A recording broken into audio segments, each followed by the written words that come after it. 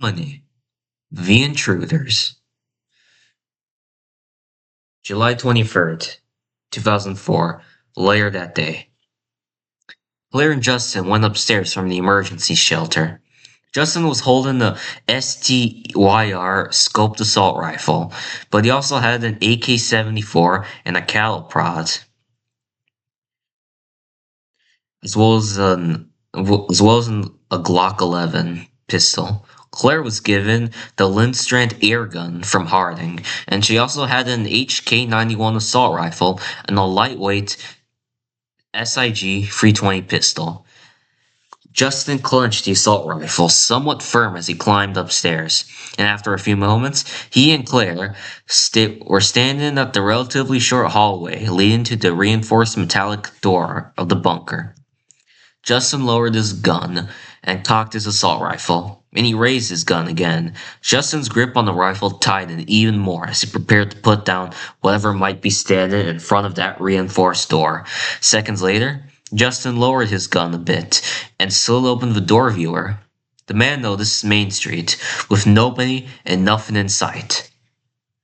Just pure, silent ambience. Pure natural ambience. Justin told Claire, "It's safe out there, at least for now. Remember to use the walkie-talkies, as Ronnie gave us." Justin didn't advise Claire. "Please remember, it's not safe out there beyond Main Street. The telecommunication systems are down. The main ones. Main systems are down. And the remaining ACU divisions are decentralized until the staff return. But please, let's stick together as much as we can. We only split up if absolutely necessary," Claire replied. Understand." Justin unlocked and opened the bunker steel door, and Justin and Claire rushed out a few feet from the bunker, their guns raised. After a few seconds of pure quietness apart from the tropical ambience, Justin and Claire lowered their weapons, and Justin closed and locked up the bunker door. Claire noticed several rain puddles scattered across Main Street, with several fallen leaves and severed tree vegetation, and pieces of broken tropical and subtropical vegetation, like leaves and sticks. As Justin and Claire wandered through Main Street, they noticed scaffolding and construction material and a few parked construction vehicles scattered around, with a few buildings still under construction, and even the Innovation Center's exterior was being renovated. Claire and Justin could only hear the calm, gentle, thin smell of seawater. There was a gentle, calm air of seawater and humidity, and there was the gentle rustling of tropical trees and vegetation, swaying in the gentle Central American breeze, as well as the constant, calm bird humming and the occasional croaker grunt of a frog. The thick, equatorial heat and humidity. Justin commented, "So you and Clarissa saw a handful of juvenile Dakota raptors trying to stow away on the HMS Clarissa, as well as a collection of broken, fresh raptor eggshells nearby on the west dock." Claire replied, "Well, me and Harding noticed the raptors, and she contacted the ship's crew. It's likely that the ship had stopped briefly at Punta Arenas, and assumed the crew's ship's crew found a raptor. Those raptors were likely euthanized by now. Clarissa is likely in San Diego, or at least very close to making landfall." Claire's voice turned into slight concern, and she asked, "Do you think some of the dinosaurs are trying to get off the island?"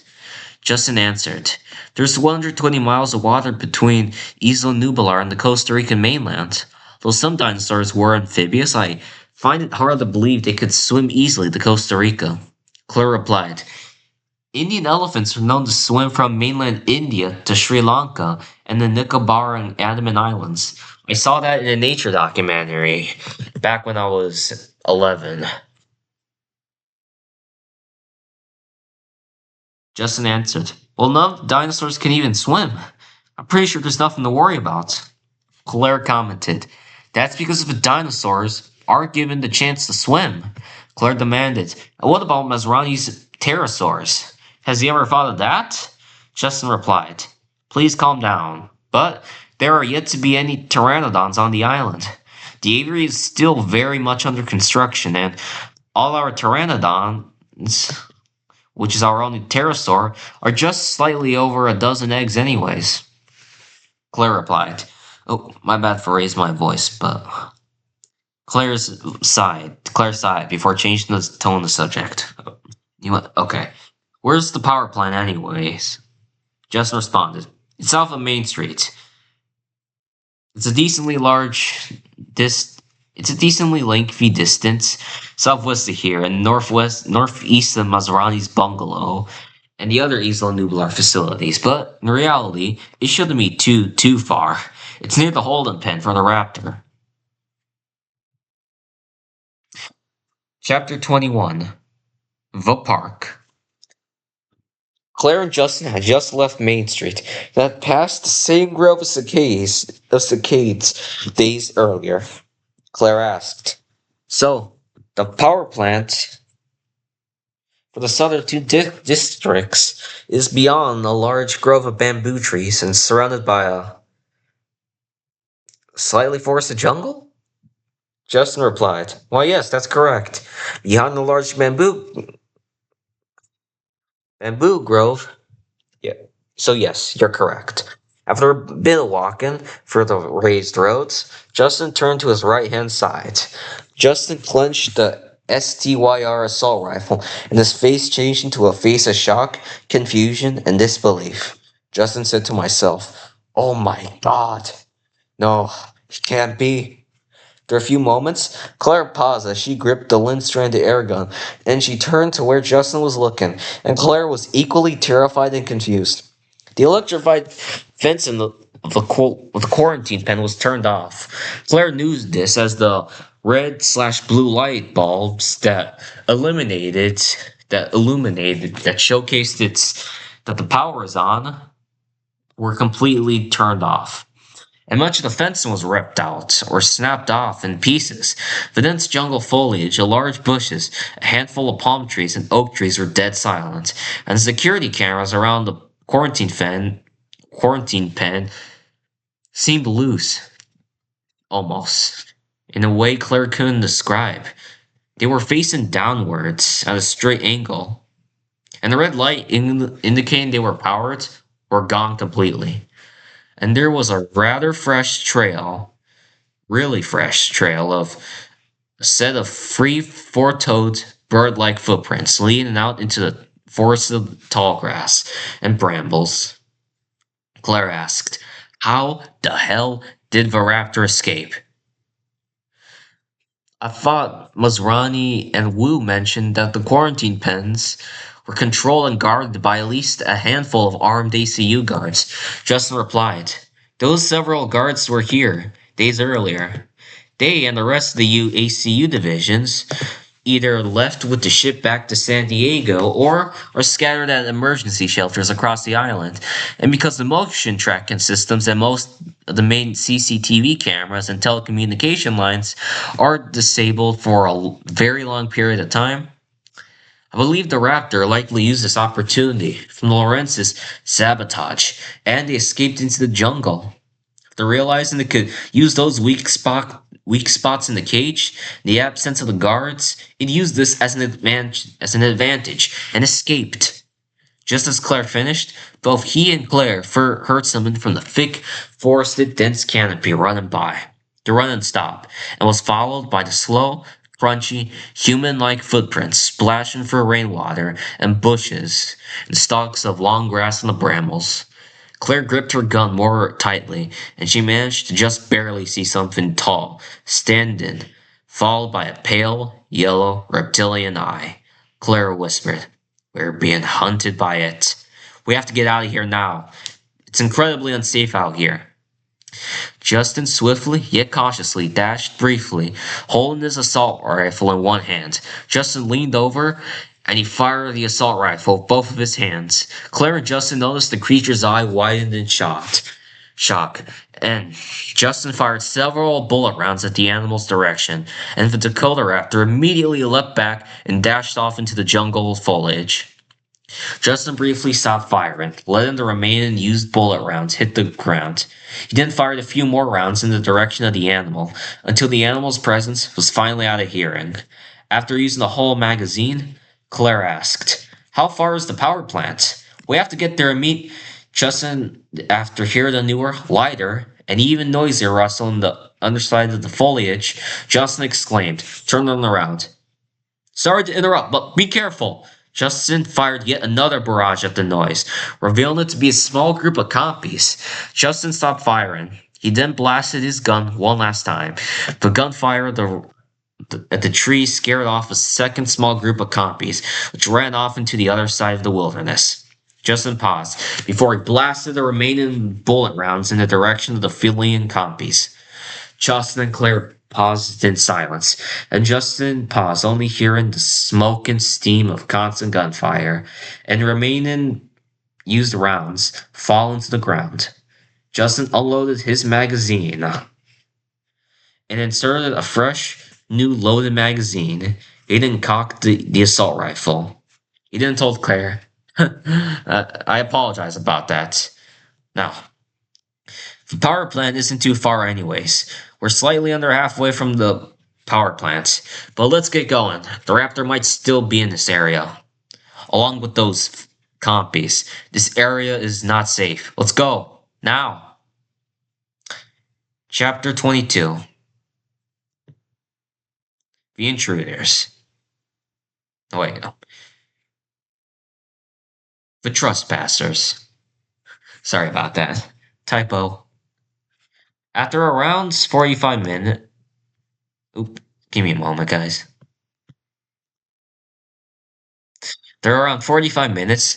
Claire and Justin were standing in front of the geothermal power plant, which connects to the volcanic mountain ranges of the southern part of the island. The geothermal power plant was surrounded by a large, 11-foot tall, fixed steel fencing around the perimeter, and it was rather similar to the fortified fencing around the Safari Lodge, except a bit less stronger than the fencing at the Armored Visitors Hotel. The geothermal power plant was a rather large building. The plant had a nearby generator tower. As for the main building, it had several battery stations, a few nearby cooling towers, the boiler house, and nearby several solar panels and a small wind farm and a turbine hull. Claire and Justin slowly and somewhat cautiously approached the geothermal power plant. Claire lowered the Linster and the air rifle, and she noticed a two-gated entrance with Engine's logo on top. Claire and Justin simply opened both gates with their bare hands, and they entered the power plant's area with their guns raised. Justin shouted.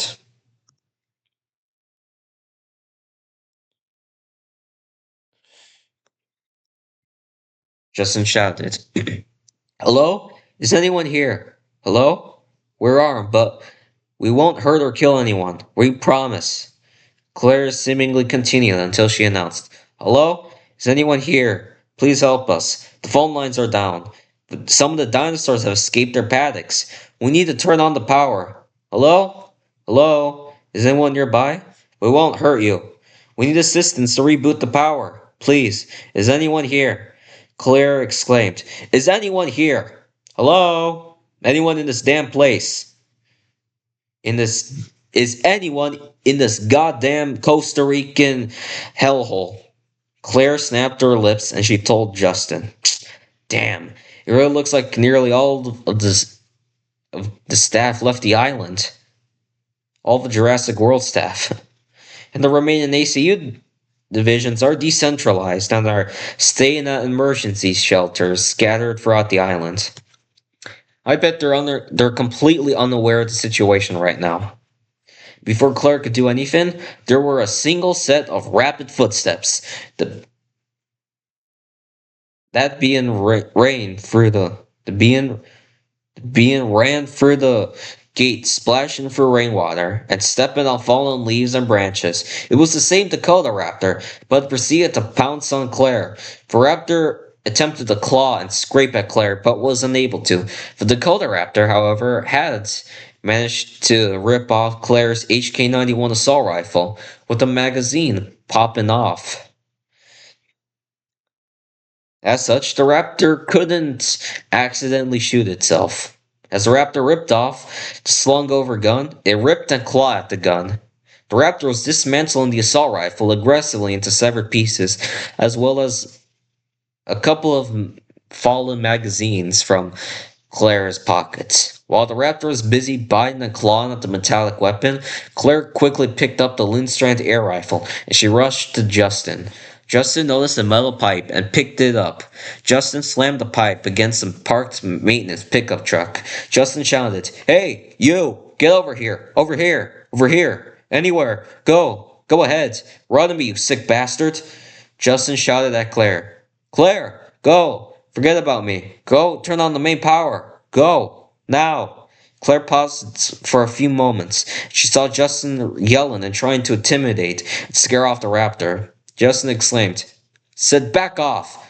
Get away, you damn freak of nature! Get away!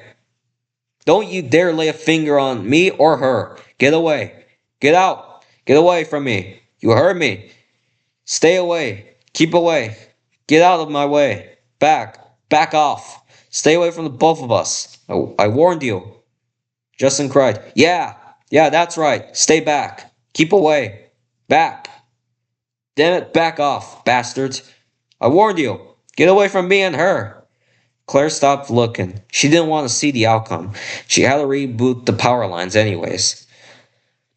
So Claire slung the Lindstrand air gun over her shoulder and she ran as fast as she could into the power plant. After which Claire fell over due to an adrenaline rush, but she quickly got up. Claire could see much of the power plant due to the LED lights powered by the backup generator, but mainly the plant's underground geothermal power. Claire immediately shut the power plant's front door. She could still hear Justin's attempt to intimidate the raptor and occasionally fire a few bullets at the raptor, as well as the animal's aggressive and loud hollering and grunting. Claire could hear her deep breathing.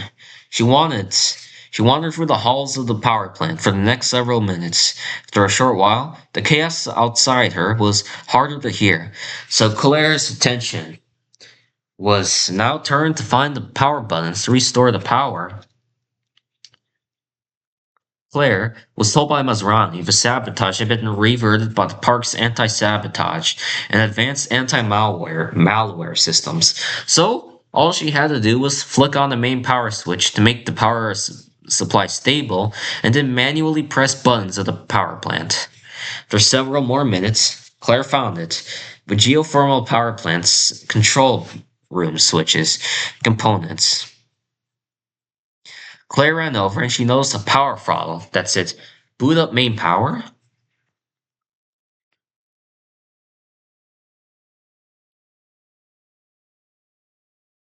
Well, hold on, guys. Give me a moment.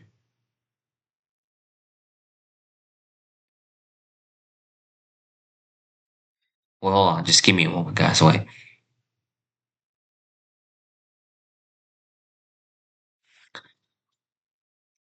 Claire pushed the large lever. Oh, shit. Hold on, guys. I'm lost. Just give me a moment.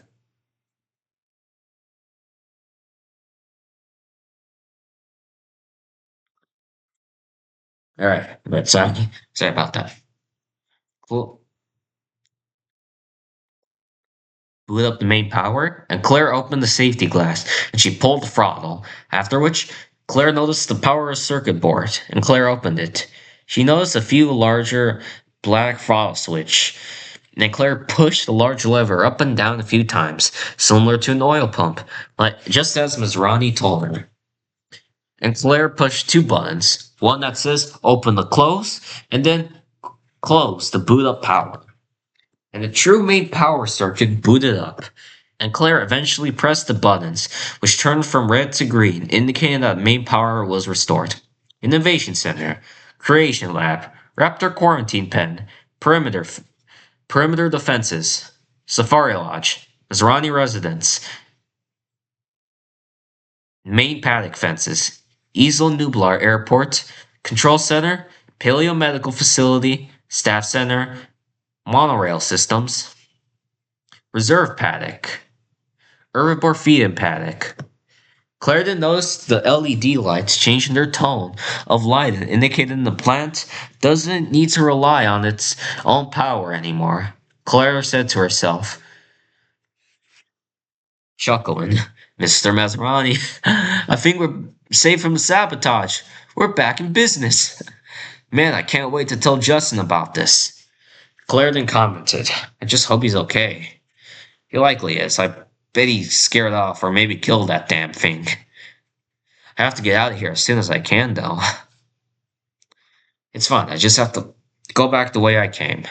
And then Claire heard the tapping noise of something hitting the metallic floor, followed by a single set of bipedal footsteps, and a reptilian snarl of something Claire's height. Finally, Claire saw the shadow of a large, slender, bird-like creature with a rigid skull look around. Claire knew she had to get the hell out of the building immediately.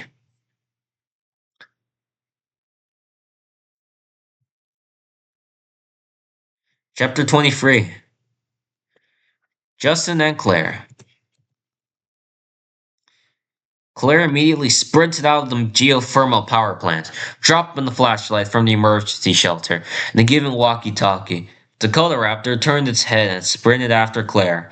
Claire kept sprinting as fast as sprinting as fast as she could. She never thought she had to run this fast in her life. She looked behind a couple of times. She saw the Raptor gaining on her. The Raptor slamming, knocking over a few equipment trolleys and knocking over cargo crates, wooden boxes aggressively as it hollered, fronted, and snarled at her. Claire even intentionally knocked over a few nearby crates and mechanical equipment whenever she could.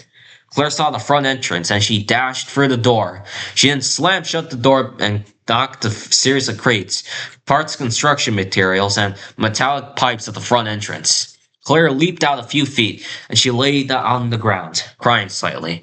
But her adrenaline rush made Claire get up. She stood there outside the geothermal power plant alone, contemplating what to do next. Claire walked for a bit, and she noticed the HK-91 assault rifle she had.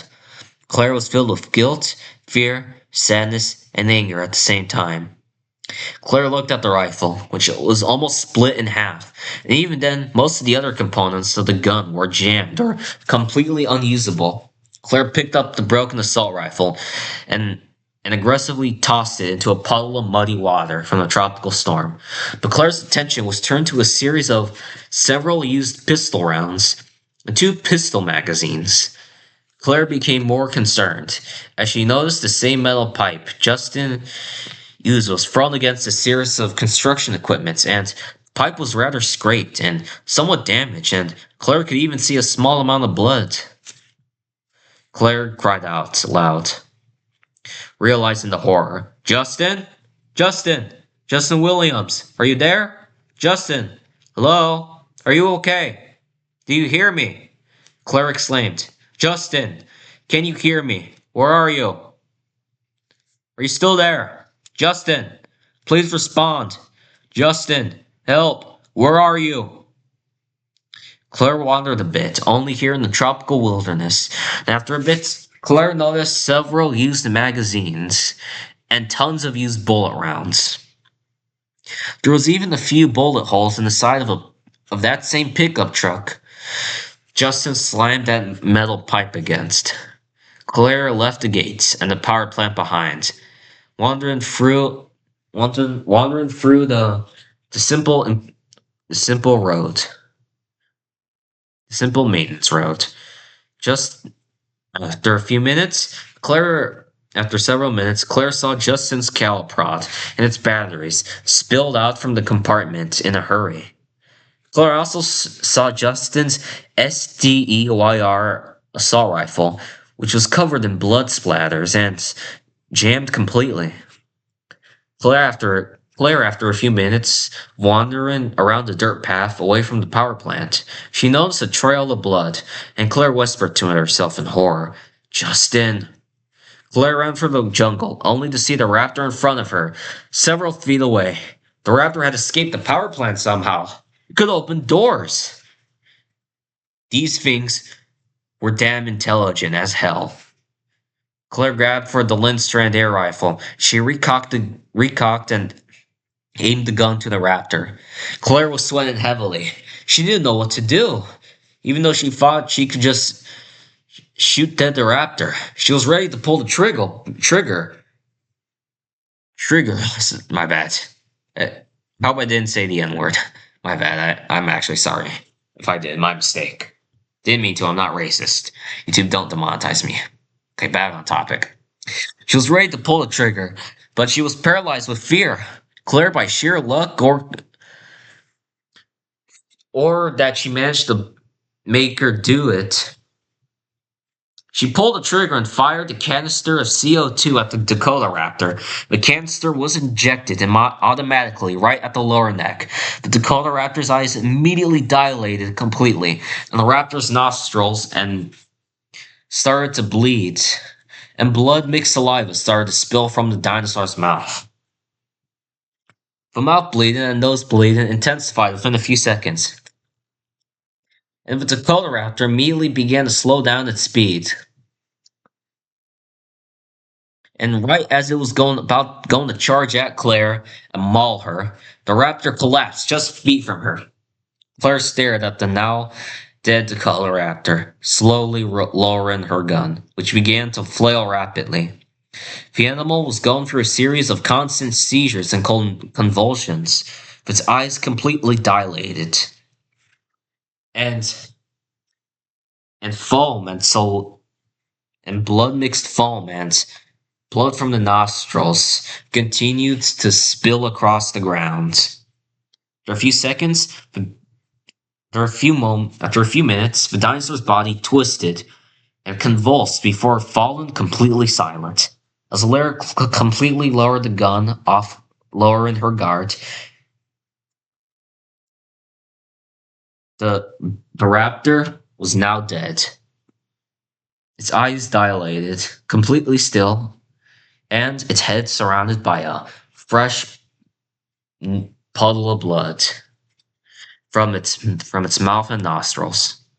As Claire lowered the gun completely and was going to hang it over her shoulder, she heard Justin groaning in pain. Claire exclaimed to herself, "Justin?"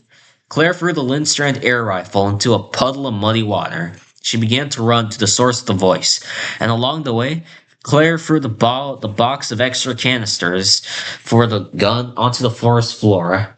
Claire found Justin being rather injured and really in a critical condition. Claire ran over and lowered herself closer to the engine specialist. Justin, although being very severely injured and bloody, he told Claire, "I managed to distract the raptor while you turned on the power." Justin got eventually overwhelmed by the raptor as it tricked him and managed to corner him. Justin's eyes were a pale, sick red color. He had tons of short cuts across both of his palms of his eyes. Justin's right leg was badly injured and bitten through, as it was soaked, and it was even soaked from blood being chewed up from the raptor. His shoulder was borderline dislocated, and his left arm was badly hurt, and his right arm was bleeding significantly.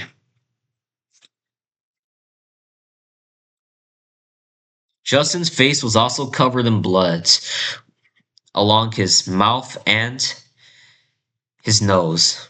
His hair also looked messy, as if literally thrown into the mud. And there was slashing at his right arm and across his stomach. As it turns out, Justin weakly crawled over, despite the blood trail he unknowingly caused, and he propped himself against the tree's trunk. Justin weakly chuckled, and Claire assured him, "I killed the raptor with Harding's gun. But I have to get you to shelter. If we're lucky, we can take you to the medical bay at the Innovation Center. You're going to be fine. You will be fine. You are fine. I promise. Everything's going to be okay." Yet Claire's face said everything. The exact opposite. It was not going to be fine. Despite Claire's desperateness and denial, Justin in his final moments told Claire, but everything, okay, girl, not everything in life will go your way, but everything will be okay. For you, at least. However, you should join InGen. You're a bright, intelligent, and strong girl. There's, I promise. For you and everyone on the island, everything will be okay. Everything will be okay and be resolved very soon. Justin told Claire. The Innovation Center's too far. There's no time for that. But you did your inspection on the island, and so have I. So you should still accept your job offer at my engine. Justin coughed blood on the ground slightly, and his eyes looked weakened, slowly dilating. And although Justin never closed his eyes, he had a very faint, friendly, affirmative smile. But Claire knew he was no longer with her. Claire leaned over, despite this, and she hugged Justin as tight as she could, crying to herself, quietly. She had no idea she had lost a close friend until now.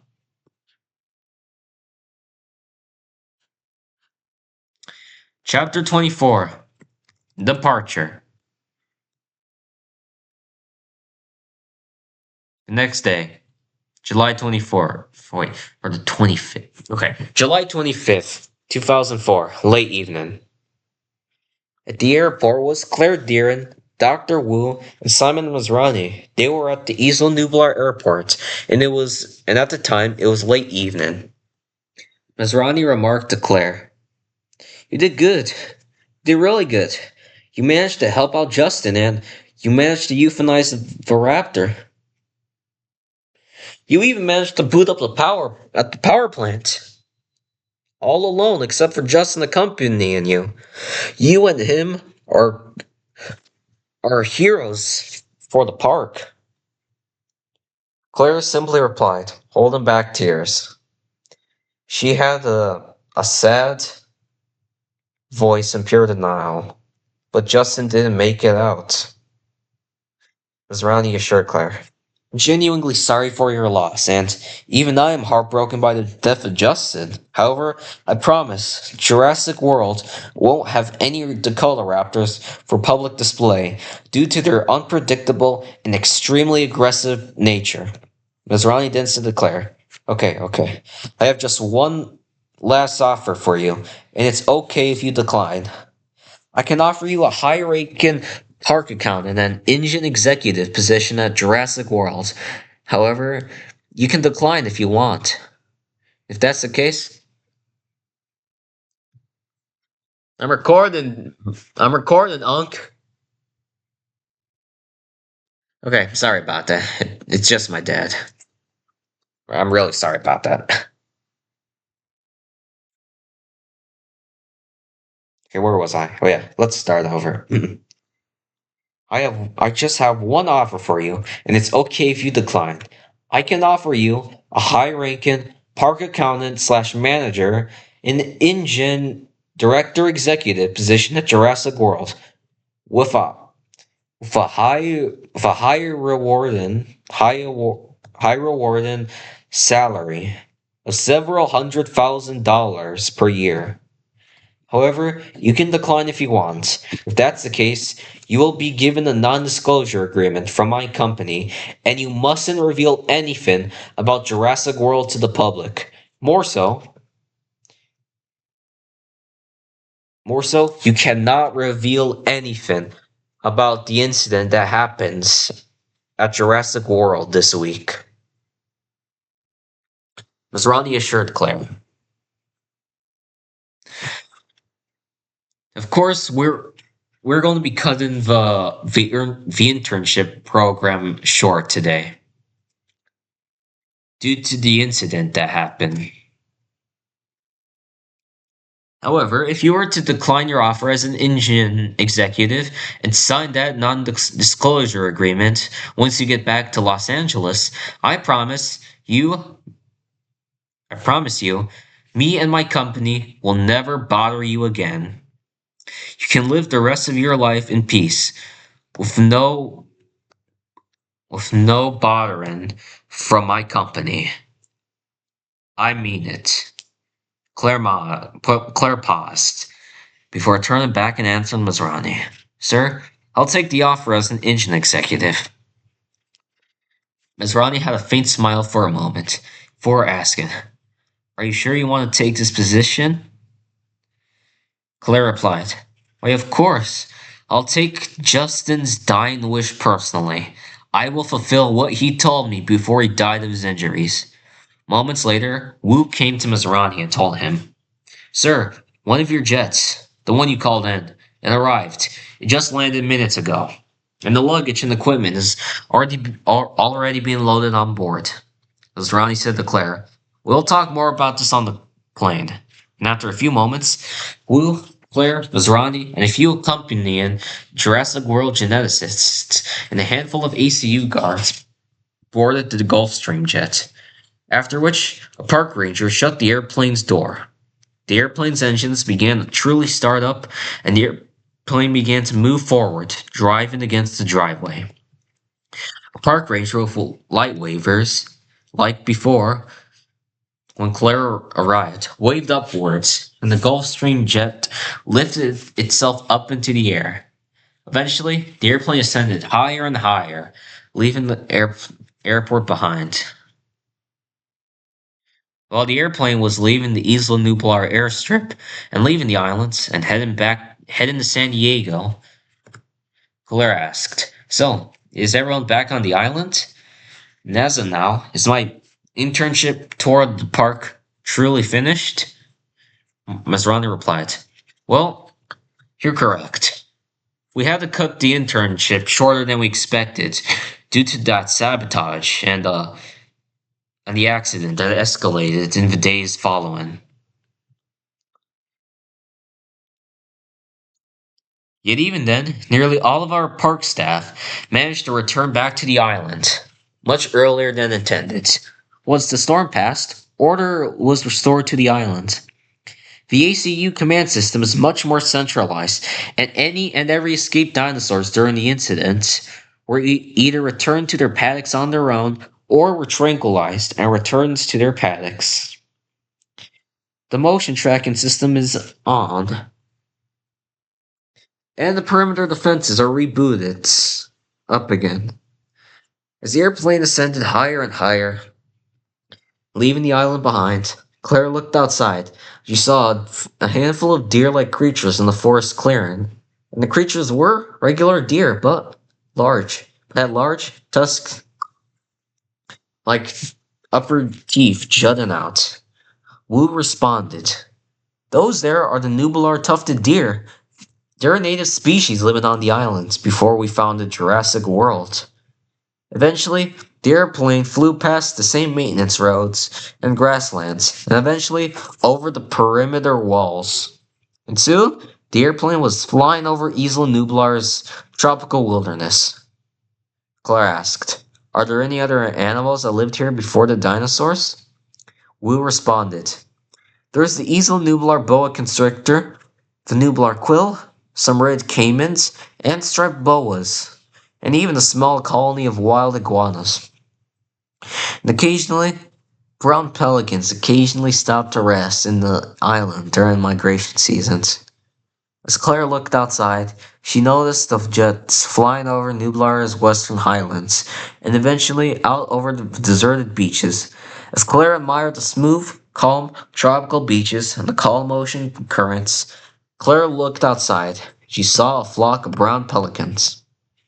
Claire said to herself, I guess birds really are related to dinosaurs. I guess they never really went extinct. Dinosaurs are secretly all around us. We just call them birds, and we don't really think about it too much. Claire asked quietly.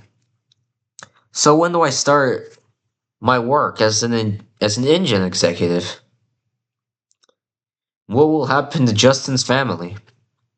As Ronnie replied, he'll be hired 6 months from now. January 31st next year to be exact. And Justin will be given a proper funeral.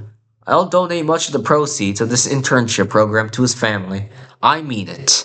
His family will get several $100,000. Claire's eyes watered. That Justin could get a proper funeral to rest. As Claire watched the turquoise blue ocean waters, Claire looked one last time at Isla Nublar, which was eventually out of sight. Claire knows order had been restored, and brighter days are on the horizon. And as such, the Gulfstream jet began to fly further and further away from Isla Nublar. Despite its engines being audible in the ocean sky, the Gulfstream jet got farther and farther. As the clear evening sky started to set, and once the airplane was almost out of sight, the ocean waters returned to peaceful quietness, with an occasional gust of seawater being heard in the tropical, humid breeze. It was all over. For now.